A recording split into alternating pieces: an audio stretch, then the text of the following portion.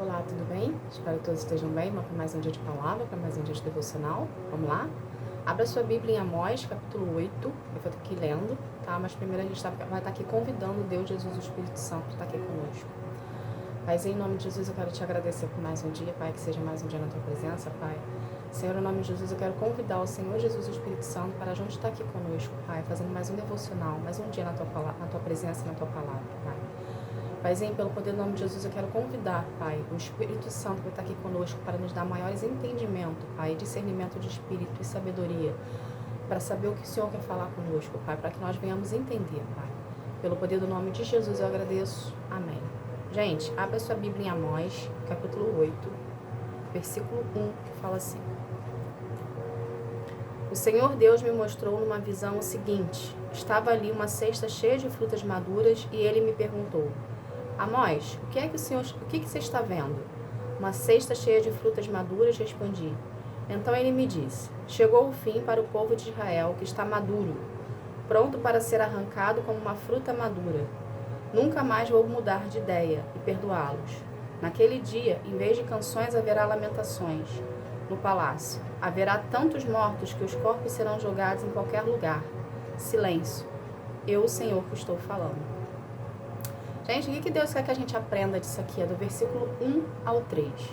O que Ele quer que a gente aprenda disso aqui?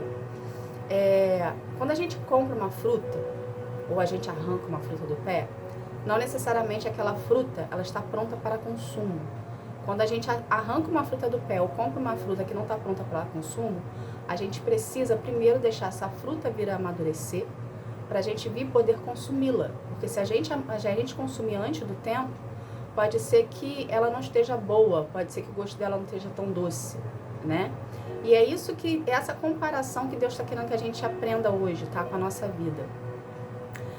Muitas das vezes, Deus, ele lança uma ordem para nós e a gente não obedece, tá? Essa ordem é como se fosse uma fruta. Ele lança pra gente, ele dá pra gente aquela fruta ali, que não necessariamente está tão madura assim, vamos colocar dessa forma.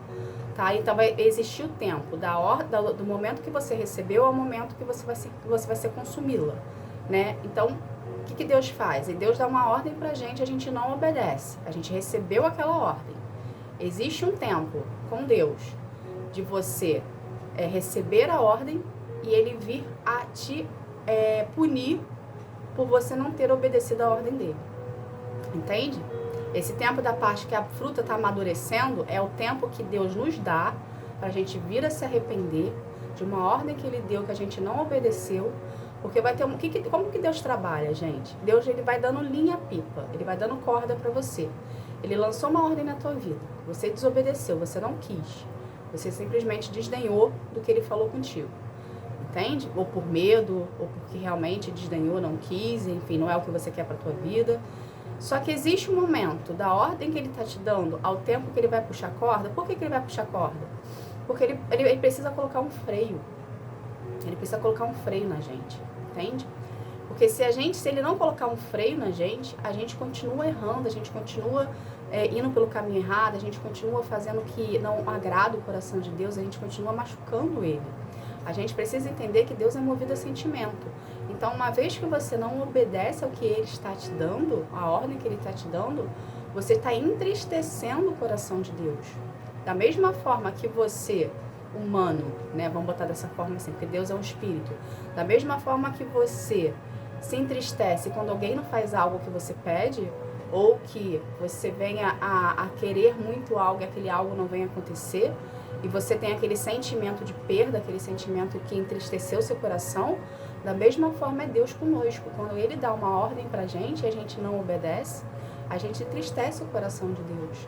Sendo que Deus sempre quer o melhor pra gente, Deus sempre quer que a gente evolua, que a gente cresça, que a gente desenvolva. Ele nunca vai querer que a gente atrofie, que a gente fique na mesmice, entende?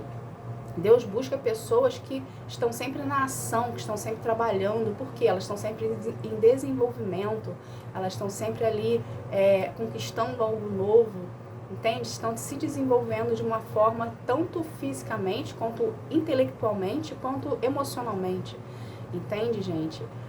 Então, o que Deus quer que a gente aprenda, tá? A partir do momento que ele te der uma ordem, obedeça a ordem dele, mesmo que você não venha entender. Entende? A gente não precisa entender a ordem de Deus, a gente precisa obedecer e confiar nele.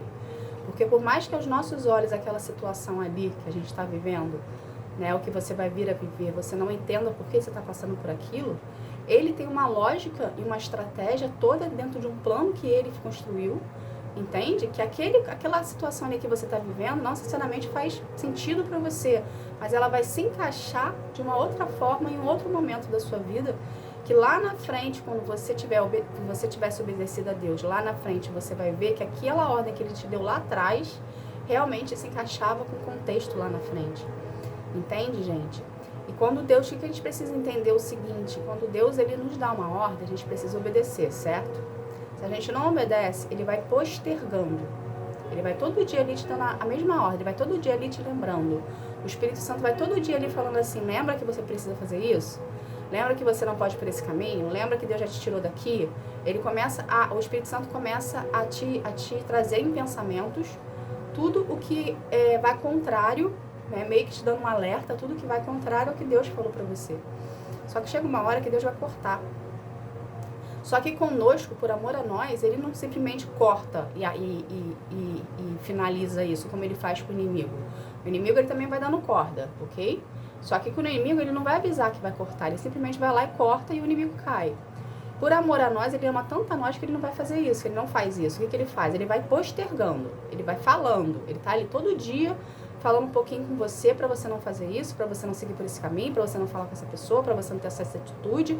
Tá todo dia ele falando a mesma coisa para você se arrepender, para você, né? Tá todo dia levantando alguém para te dar uma orientação, ou até mesmo através do Espírito Santo, dependendo da sua intimidade com ele. Tá? Só que você decidiu que você não quer obedecer. Então vai ter uma hora que Deus vai te dar o ultimato. Sabe aquela parte final? Ele vai te falar assim, olha, se você continuar seguindo por esse caminho, eu vou pesar a mão sobre você. É isso que ele faz conosco. Entende?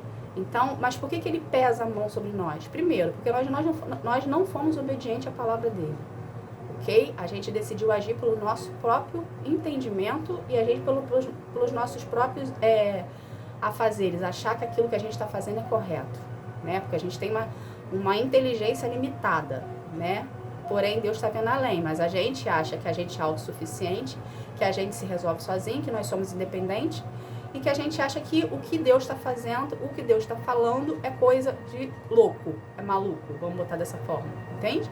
Sendo que ele está vendo lá na frente, ele sabe que aquilo ali que ele está te pedindo vai ter uma consequência positiva para você lá na frente.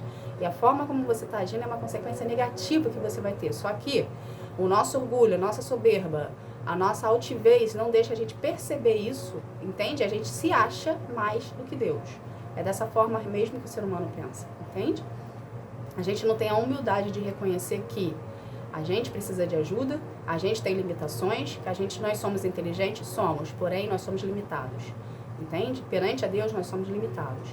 Então a gente precisa buscar em Deus o nosso conhecimento e o nosso direcionamento, tendo a humildade de procurá-lo no nosso secreto. Só que a nossa altivez, o nosso orgulho, a nossa soberba, a nossa vaidade não permite isso, entende? Então muitas das vezes a gente vem a quebrar a cara, a gente vem passar por situações que a gente não quer, porque a gente não procura direcionamento na fonte.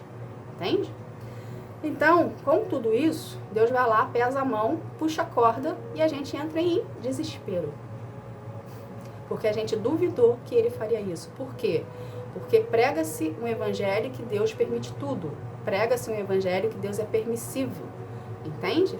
Deus é permissivo? É, até um certo ponto. Deus é permissivo, mas ele não é conivente com o erro. Deus é permissivo, mas a partir do momento que você desobedece a ele, ele vai precisar pesar a mão sobre você, ele vai precisar te exortar, ele vai precisar puxar sua orelha para você voltar-se para o caminho do Senhor. Entende, gente? Uma coisa que a gente precisa entender é que a porta para o coração de Deus é a porta estreita. Só que através dessa porta, quando a gente passa por ela, por esse caminho estreito, por ele, para a gente estar em obediência a ele, a gente colhe liberdade verdadeira, a gente colhe prosperidade, a gente colhe paz. A gente só consegue essas três coisas indo em direção a Deus, tendo um relacionamento com Deus, escolhendo estar nos caminhos do Senhor. Entende? O mundo pode até te dar uma certa prosperidade, pode até te dar uma certa não falo nem prosperidade, eu posso te dar uma certa riqueza. Entende que existe diferença entre riqueza e prosperidade. Desculpa, a prosperidade é aquilo que não acaba, ela não cessa, ou seja, sempre vai ter ali, você é uma pessoa próspera. A riqueza é algo que você recebe, que você tem ali naquele momento, e não necessariamente você vai vir a ter mais. Entende, gente?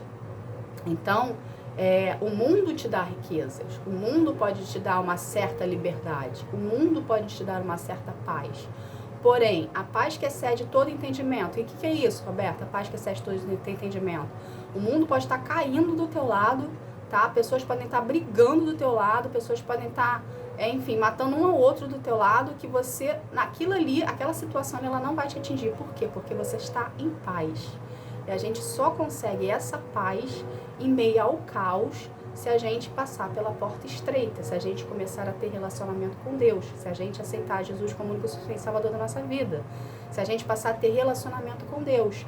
É essa paz que excede todo entendimento que Deus promete na tua palavra que Ele nos dá. Mas a partir do momento que a gente procura ter relacionamento com Ele, que a gente procura querer estar na presença dEle, que a gente procura Ele em oração. Entende, gente? Então, o mundo pode te dar uma certa algo que vem apetecer os seus olhos, que é uma ilusão.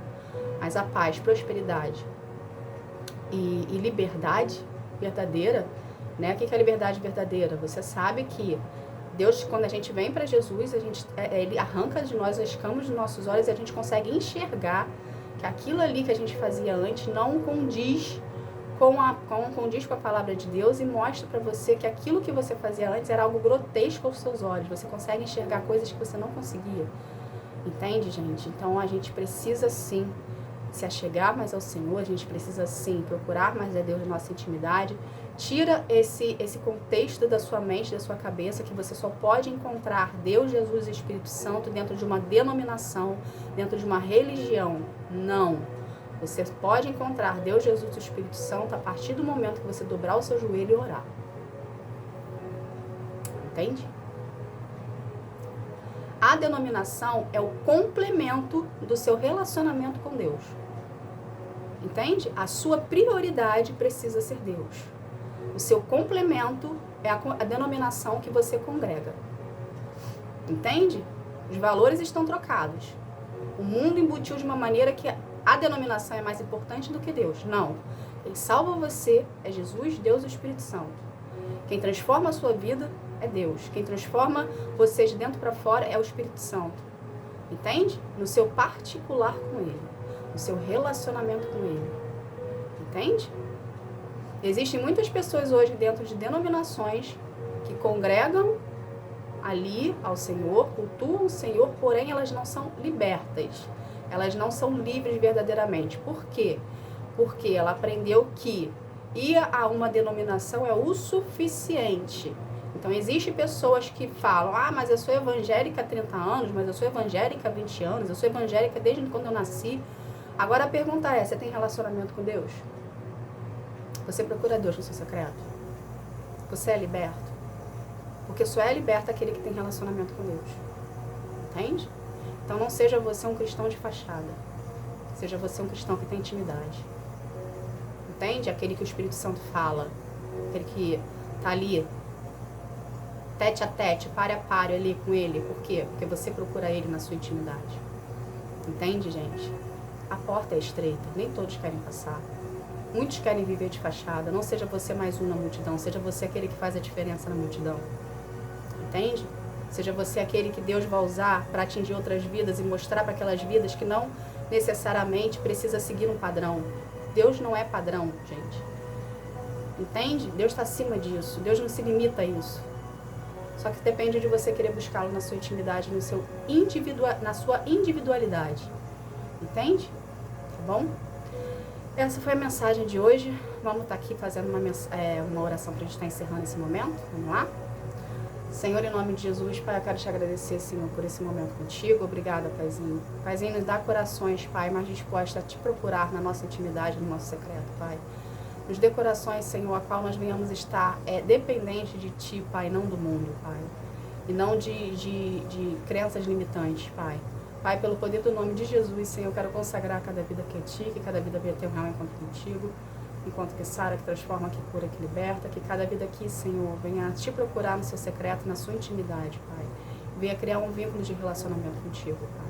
Pelo poder do nome de Jesus eu agradeço. Amém. Gente, obrigada. Deus abençoe a todos. Que vocês venham ter um dia, uma tarde, uma noite espetacular na presença de Deus. Tá bom? Fique na paz. Tchau, tchau.